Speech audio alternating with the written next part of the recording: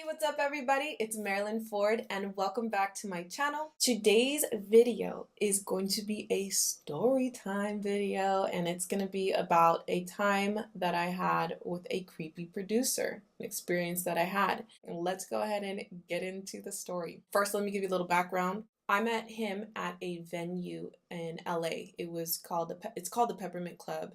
It's a club where artists go and perform. So I was there. I went to go see another artist perform. After a couple of artists had performed that night, this guy went on stage and he starts talking, very positively. Like, I've been in the game for so many years and I've just been so blessed. I just want to thank God. Everybody, you guys just need to believe in God and it's all gonna work out and blah blah blah blah. He was being very positive and I was like, oh, that's dope. Like, you know what? That guy seems cool. Like, I should go and talk to that guy. And so he comes down the stage and I go up to him and I introduce myself. I'm like, hello, my name is Marilyn Ford. I'm a singer-songwriter. I just wanted to come over here. I saw what you were saying on stage. I thought it was dope. I wanted to know if you'd be interested in being my mentor. He was like, wow. He was like, you're very beautiful. Have I met you before? And I was like, no, we've never met before. He was like, okay, well, yeah, I'd be your mentor. Yeah, that's fine. He was like, here, take my card and text me tomorrow. So I was like, okay. So I texted him the next day and I was like, hey, it's me, blah, blah, blah, blah, blah. So he was like, okay, come to my studio tomorrow and we'll talk. And so I was like, okay. So we go to the studio. We're getting to know each other. He's asking me about my background. I'm asking him about him. He's basically a producer. He's been producing music for a long time. He came from like Boston and blah blah blah blah. And I was like, oh, that's cool. He seemed to have worked with a lot of people from like the East. So then we have that conversation and then I start showing him my music and showing him the songs that I have, some of the stuff that I haven't released. And I played him this one song and he really liked it. He was like, oh, this is dope. Like, this is really dope. He was like, you know what? I want you to be my artist. Like, yeah, I want you to be my artist. And I was like, okay. I was like, okay, cool. I was like, so what does that mean? And he was like, well, I'll produce 4 to 6 songs for you, and then I have a database of like 30,000 DJs. I'll send the music to all the DJs, and basically, we would get you to become a household name.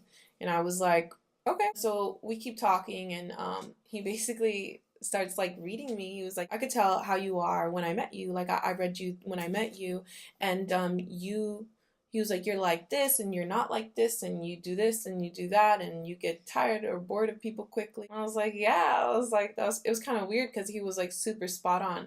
This guy was like super spiritual. He had all the like crystals in his studio and the chakras and he does Tai Chi and I was like, okay, this is interesting.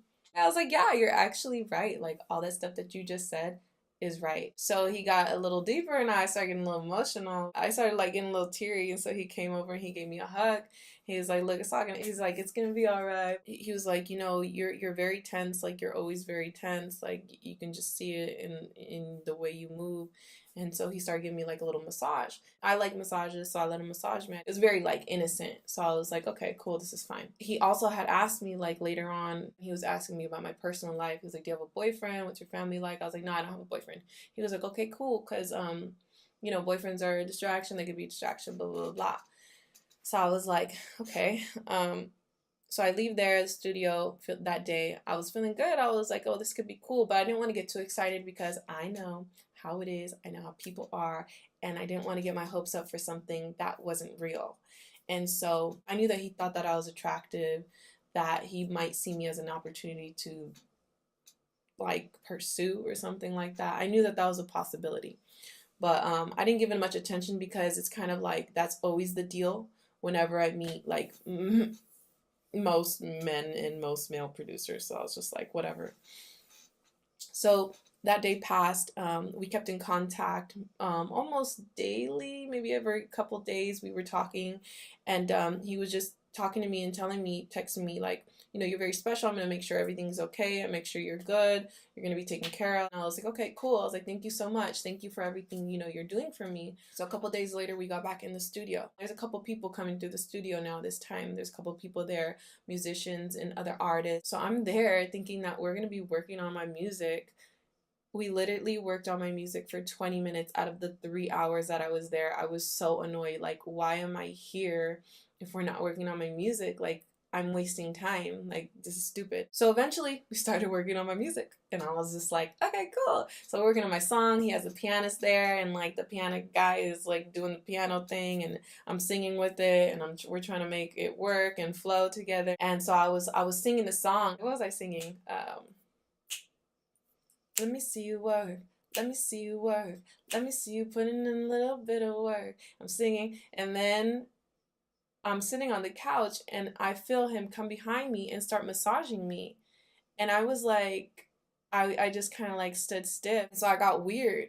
And I knew he could tell that I got weird. So I was like, I need to go to the bathroom really quick. So I go to the bathroom and I come back out. We start working on the song a little bit more.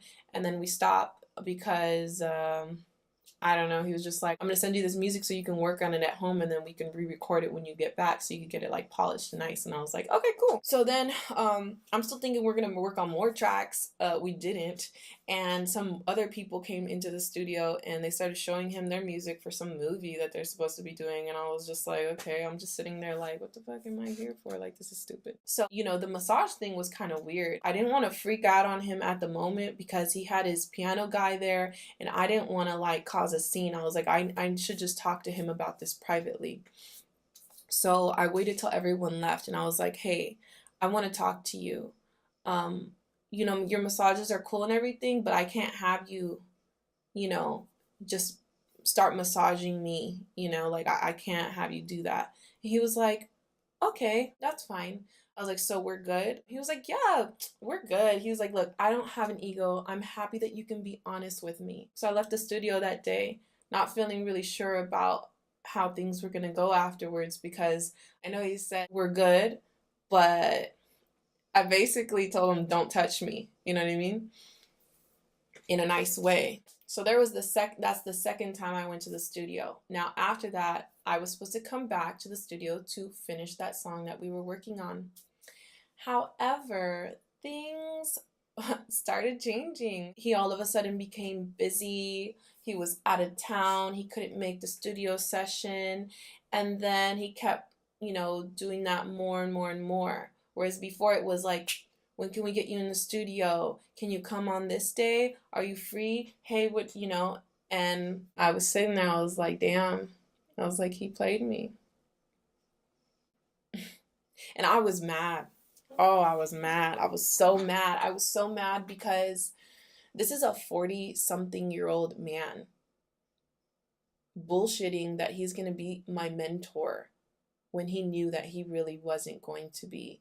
He was just trying to get in my pants. And it's just whack because it's just like, is your love life so hard that you have to lie to girls and pretend like you're interested in their music career just to get them? Like, are you serious? Are you telling me that there is no other way that you get girls? Like, that's so whack. It's just so crazy to me that producers act that way, that people act that way, guys act that way, and it's something that I deal with all the time and it's so annoying. Like, it's so annoying because it's just like there's nothing I can do about it. The music industry, there is no OSHA, there is no one to call, there's no human resource department. You know what I mean? Like, hey, this person sexually harassed me. Like, there is nobody to call. So you need to deal with it like on your own. So it's like, what do? Do you go and hurt him? Do you go retaliate? Like, because he played me? I even came at him in a respectful way and told him, hey, you know what? I can't have you doing that. And he pretended like he was cool about that, me being, straight up with him, and he wasn't. So yeah, I just wanted to give this story time to basically, share the story because I'm sure I know a lot of people deal with like this kind of stuff all the time. Females, maybe even men too. I hope this story really helped out a lot of people who have gone through this, and just know you're not alone and people need to talk about it more. Thank you guys for watching this story time video on my creepy producer experience. If you guys have ever had any situation like this before happen to you, even if it's not music or like it's any industry, like leave a comment below and tell me about your experience. Thank you so much for watching. Bye-bye.